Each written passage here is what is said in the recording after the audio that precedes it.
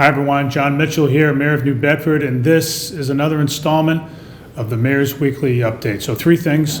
So first off, there was an election this week to fill the unfilled Ward 3 councilor seat.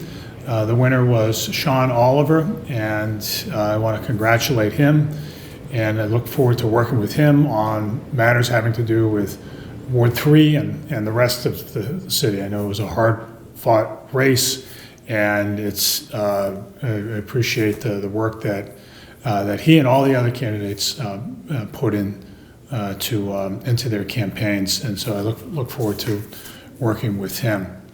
Second thing is I want to just talk a little bit about the snowstorm this week. The first snowstorm of the year, and it was only 4 inches of snow, not a huge deal.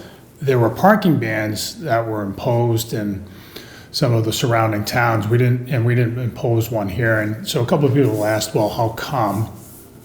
And I think it's a good occasion to talk about how we make those decisions. So parking bans are put in place in order to allow for the plowing of streets so that emergency vehicles can get up and down to houses or to businesses, so to keep people safe, to respond to emergencies, obviously.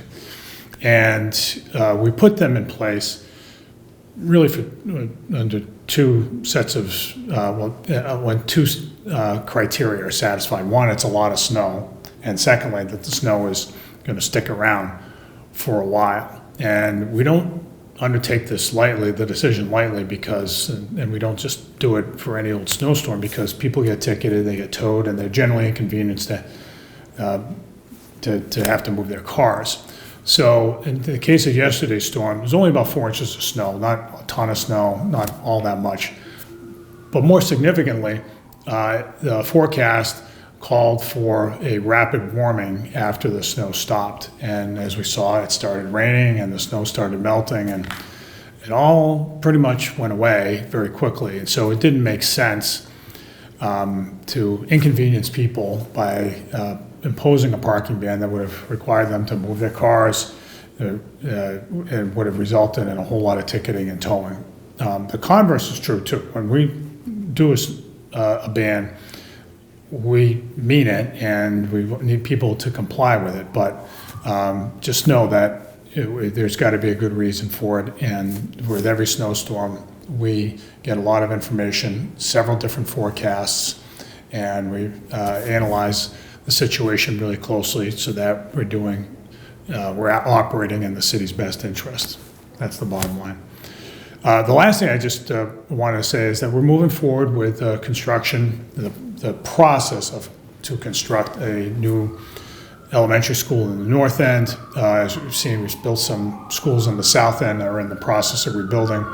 Other schools in the south end right now that we looked citywide to see where the biggest needs are, and they had been in the south end, but we're getting on top of that now. We built the Jacob School, we built the Taylor School, we've built the new Taylor School, and now we're going to be replacing the Congdon School as well as the Duval School. And so now we're turning our sights to the north end. That's the next one in line. That'll be we're looking at consolidating the Ashley and Swift schools.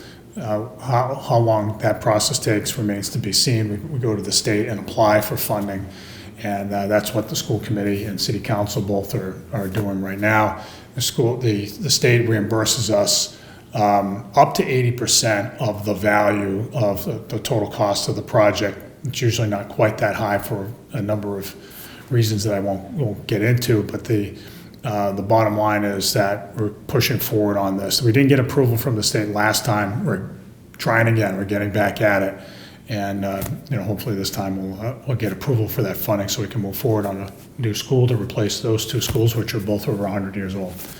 So there's that. That's all I have for you this week. We'll see you next week.